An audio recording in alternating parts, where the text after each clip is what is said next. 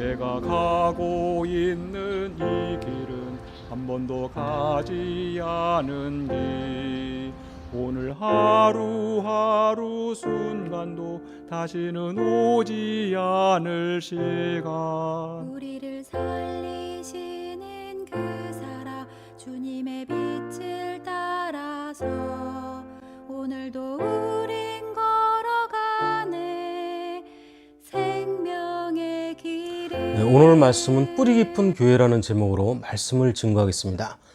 본문 말씀은 사도행전 13장 1절로 5절까지의 말씀입니다. 안디옥 교회의 선지자들과 교사들이 있으니 곧 바나바와 니게르라 하는 시므온과 구레네 사람 루기오와 분봉왕 헤롯의 젖동생 마나엔과 및 사울이라.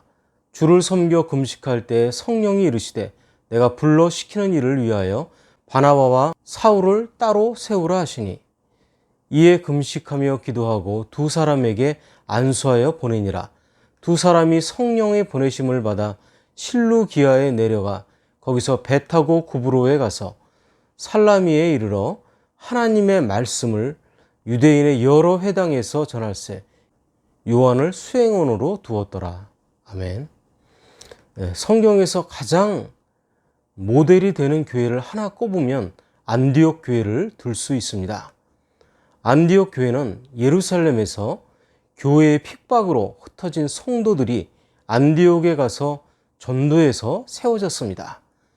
그래서 유대인들과 그리스도인들을 포함한 이방인들까지 믿기 시작해서 세워진 교회이기도 합니다. 또한 평신도들에 의해 자발적으로 전도해서 자연스럽게 세워진 교회입니다. 이와 같이 목표와 방향이 분명한 뿌리 깊은 교회가 무엇인지 말씀을 통해서 살펴보도록 하겠습니다. 먼저 뿌리 깊은 교회는 성령님의 음성을 듣습니다. 교회는 그리스도의 몸입니다. 그러면 무엇보다 머리이신 그리스도가 명령하시는 대로 움직여야 합니다. 그리고 그리스도의 음성에 귀를 기울여야 합니다. 교회를 향한 주님의 바람이 무엇인지, 교회를 통하여 지금 그리스도께서 하시려는 일이 무엇인지, 교회가 지금 어느 방향으로 나아가기를 원하시는지 그분이 말씀하시는 것을 들어야 알 수 있습니다. 만약 교회가 교인들이 듣지 않으면 교회의 머리가 되시는 예수님의 뜻과는 아무 상관없이 사람들의 뜻대로 움직이는 교회가 될 것입니다. 교회는 예배와 구제 그리고 선교를 해야 합니다. 그런데 문제는 내 생각이 중요한 것이 아니라는 것입니다. 예수님이 지금 우리 교회를 향해 무엇이라고 말씀하시고 있는가 하는 것이 더더욱 중요합니다. 모두가 내 생각을 내려놓고 성령님의 음성을 들으려고 힘써야 합니다. 내 경험도 내려놓고 예수님께 기도를 해야 합니다. 그리스도인들에게 가장 중요한 것은 하나님의 음성을 듣고 분별하는 민감성입니다. 안디옥 교회의 지도자들은 성령님이 그들에게 말씀하시는 것을 들었습니다. 그들은 어느 날 하나님께 예배드리다가 성령님의 음성을 듣게 됩니다. 본문 2절 전반절 말씀입니다. 주를 섬겨 금식할 때, 공동 번역에서는 이렇게 말씀을 전합니다. 그들이 단식을 하며 주님께 예배를 드리고 있을 때. 그렇습니다. 아마도 그들은 예배 중에 주님의 음성 듣기를 소원한 것 같습니다. 누군가 하나님께서 어떤 말씀을 하시는 것을 듣고 말하자 모두가 명확하게 듣고 싶어서 모두가 함께 금식하며 말씀해 달라고 매달린 것으로 보입니다. 그러자 명확하게 모두에게 성령님의 음성이 들려왔습니다. 본문이 2절 후반절 말씀입니다. 내가 불러 시키는 일을 위하여 바나바와 사울을 따로 세우라 하시니. 바나바와 사울을 선교사로 보내라는 것입니다. 여기서 사울은 바울을 가리킵니다. 성령님의 말씀을 듣는 중요한 순간입니다. 그런데 이 말씀을 듣는 것 때문에 더 의미 있는 일이 있습니다.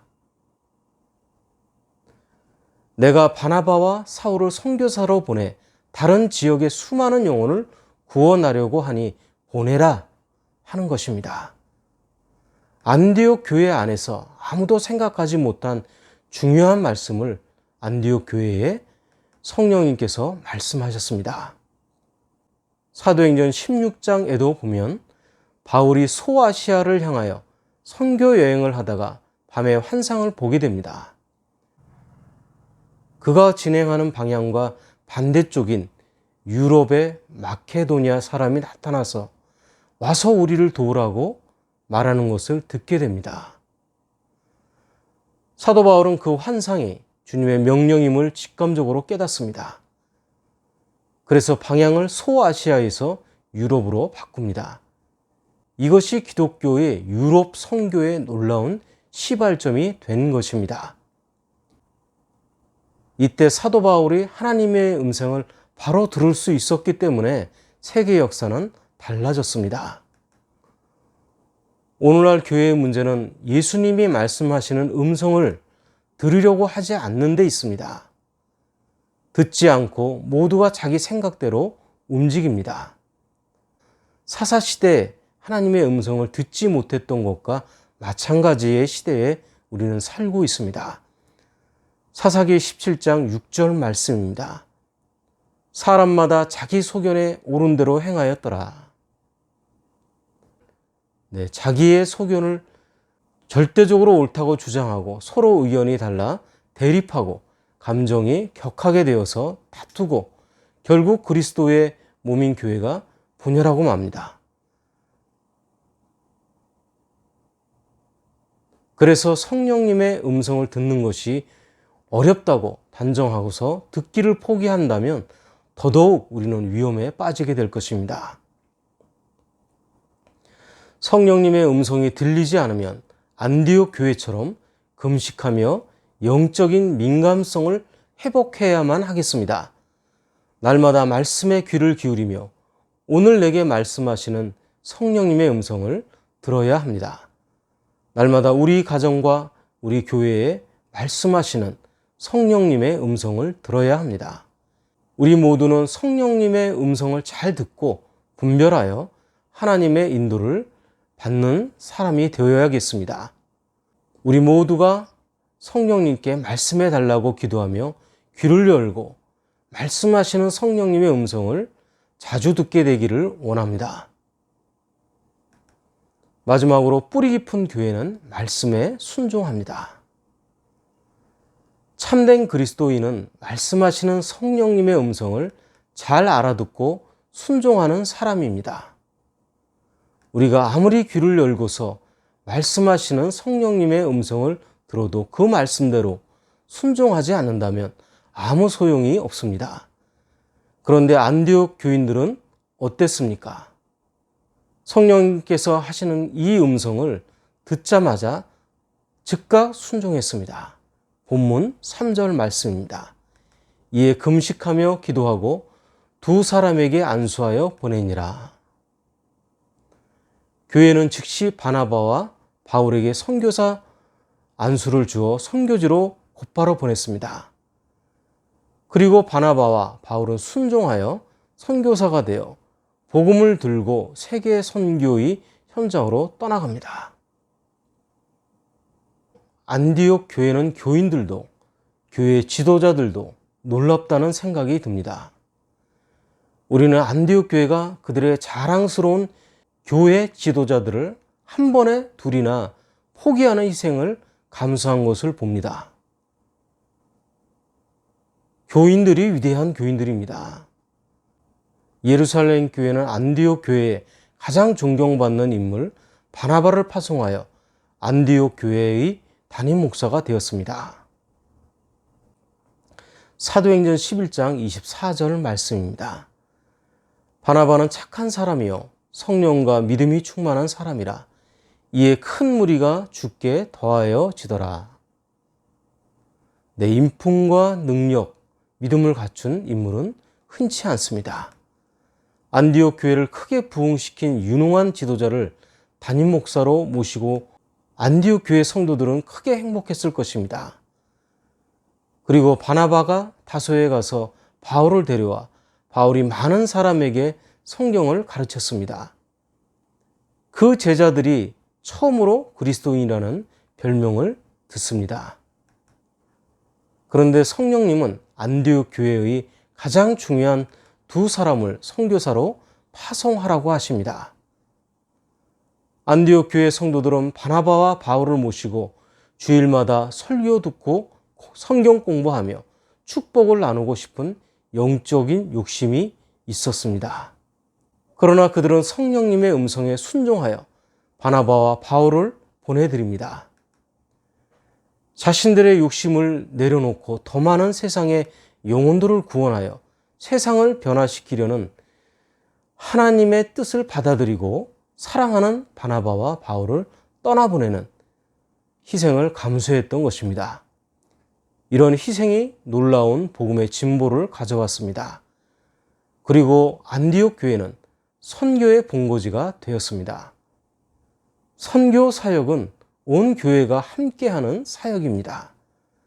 성령의 음성에 순종하며 선교할 때 하나님께서 크게 사용하십니다. 또한 안디옥 교회는 사람만 보낸 것이 아닙니다. 사도행전 11장 29절 말씀입니다. 제자들이 각각 그 힘대로 유대에 사는 형제들에게 부조를 보내기로 작정하고 중요한 사람도 보내드리고 중요한 물질도 가까이 나누는 아름다운 교회였던 것입니다. 잘 알고 보면 성경에 나오는 축복과 기적은 순종의 역사인 것을 알 수 있습니다. 실력이 있고 재력이 있고 인맥이 있어야 성공하는 줄 알지만 성공의 요인은 바로 성령님께 대한 순종에 달려 있습니다. 순종하기 어려울수록 하나님의 뜻에 순종하면 하나님께서 반드시 축복을 부어주십니다.